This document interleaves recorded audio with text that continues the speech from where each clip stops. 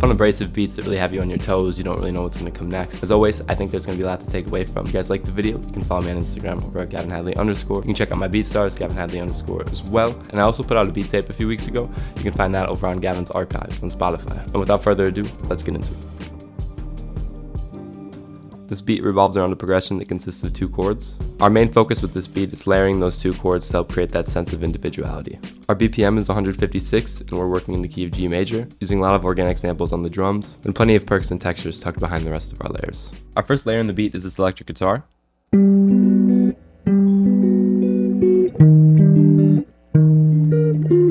It's super raw, grimy sounding, definitely imperfect, and that's kind of the playing style and sound that I was trying to go for with it. For my effects on that first guitar, I am using Archetype Pori Wong, and I just wanted a nice clean tone, so I used the Minneapolis DI preset. After that, I have this plugin called Tape Mellify. It acts as a vinyl plugin, sort of like RC20 or SSL Vinyl. Here we have an EQ, just taking out some harsh frequencies around the 193 Hz area, and then down here as well on the low end. After the first 8 bars, I pitched that guitar down an octave, and then I also have it panned to the left a little bit, same for this first take. That's because I added in this second guitar here to sort of round it out and to help give a little bit more stereo image in both ears.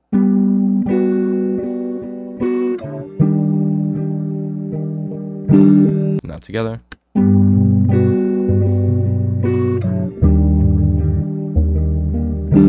And now this beat is only 2 chords, so once I got them, it was really just layering, coming up with different intervals and different sounds like piano, synths, and obviously drums. I just came up with a simple guitar lead here. It's just really 2-3 notes, and this is what it sounds like.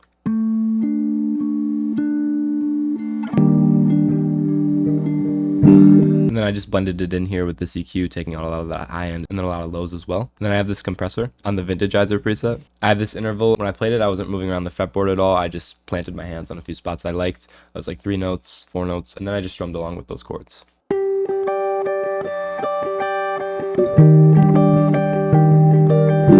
I have another lead here.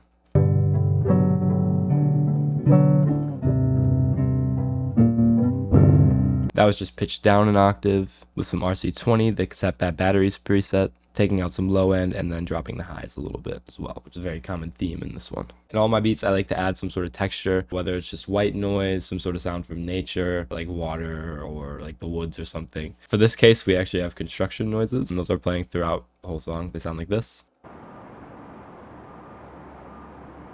Very subtle. It just gives it that little bit of extra character. Now after that, we have a really simple bass line that I just played on electric guitar again. I pitch it down an octave, sort of mimic a real bass. Not the same effect, but it has a cool sound to it.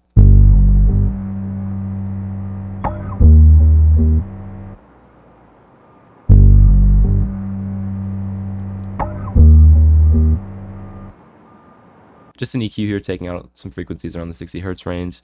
Then I have an RC20. Another compressor on the DI bass presets, and then this really subtle distortion on the bass preset, just with the dry turned up a little bit more towards the wet. Before I moved into the rest of the synth layers, all the pianos and stuff, I added this drum loop just to get us a simple rhythm.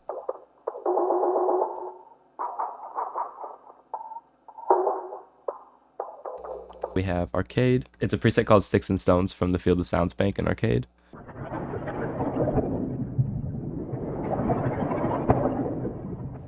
Just another weird layer in the background, really tucked in, creating that like sense of atmosphere and just texture behind the guitar. I have 2 pianos here. They're playing the same exact thing. I just panned one to the left and one to the right. I've been using this combo for a while. It's the cassette piano and then the Lo-Fi Feels piano. This is what I played on the piano. Really simple parts, spread out.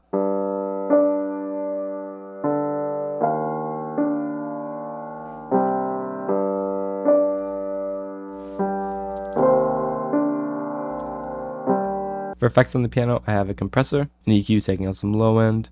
Now this is what it sounds like with the pianos.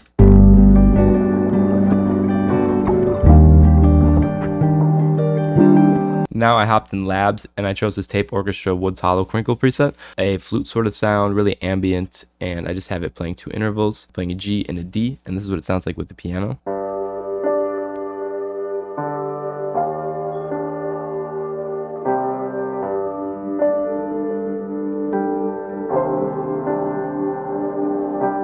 Now we have a mellotron, just playing that G and D again, just staggering it a little bit. So you can see we have a lot of common notes within this melody.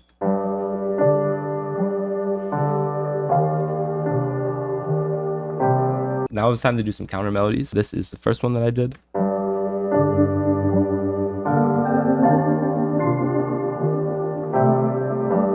That's what it sounds like without effects.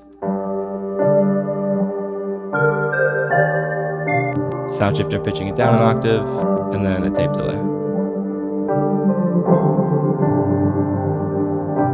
Now for our second lead, this is more of a run down the scale, but it sounds like this. It's swirly sound.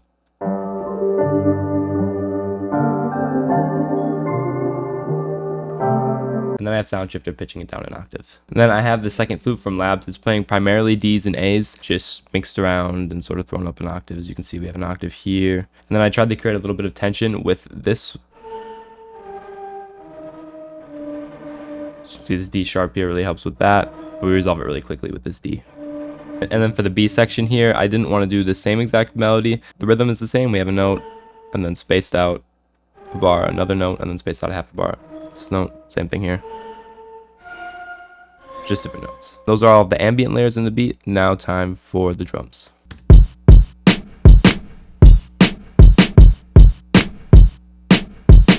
One of the notes in the kick here intentionally pitched down one half step. I don't just like the feel that it gives.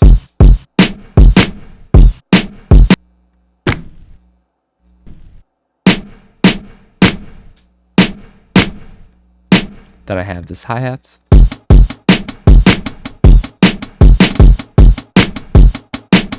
Just playing really consistently with all of our velocities going up and down here. You can see the second one lower, higher, and it goes back and forth throughout.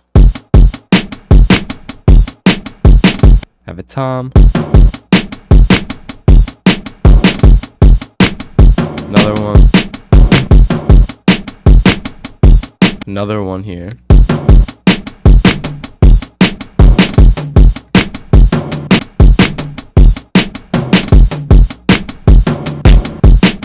Have this open hat, comes in really sparingly.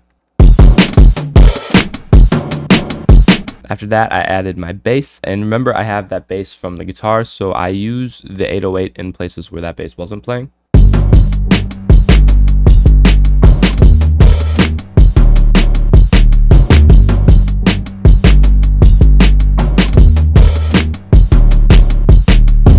Yeah, just bouncing back and forth between the bass guitar and the 808.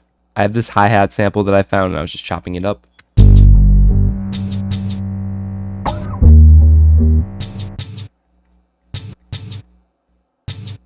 And then I have this ride loop as well in the background.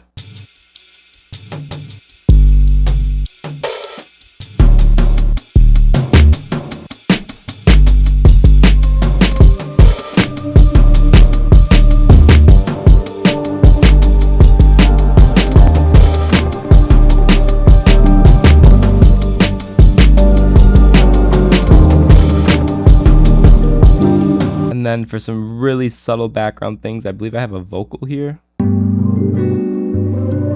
Yeah. Just singing into the microphone, gibberish, and then affecting the crap out of it. Really, it's reversed. It pitched down, normalized. So really, it was entirely switched up from what I did. It sounds like this without effects. I'll play it without effects here. Really chopped up. So I have sound shifter on this, pitching me up an octave, an imager that's giving me a little bit more space in both of your ears. I have a flanger just to sort of make it sound a little bit just weird. An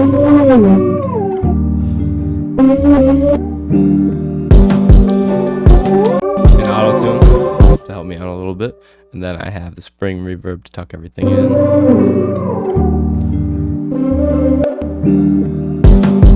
EQ taking out some of that low end, and then a little bit of the high end as well. And then an RC20 on this cassette preset with the distortion up, a lot of high and low ends in this cut section over here. And then for the drop, I just wanted to take elements out, so I let it speak for itself. No really crazy risers going on. I just use a section of the drum pattern, just this kick playing, and then some hi-hats coming in a little bit before, a tom, and then that chopped hi-hat as well. We take out the ride loop for the last bar, and some of the guitar as well up here.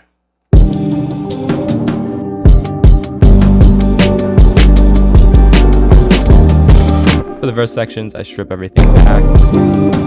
Just guitar, drums. We haven't heard the guitar and just the drums yet, so it sounds fresh. New.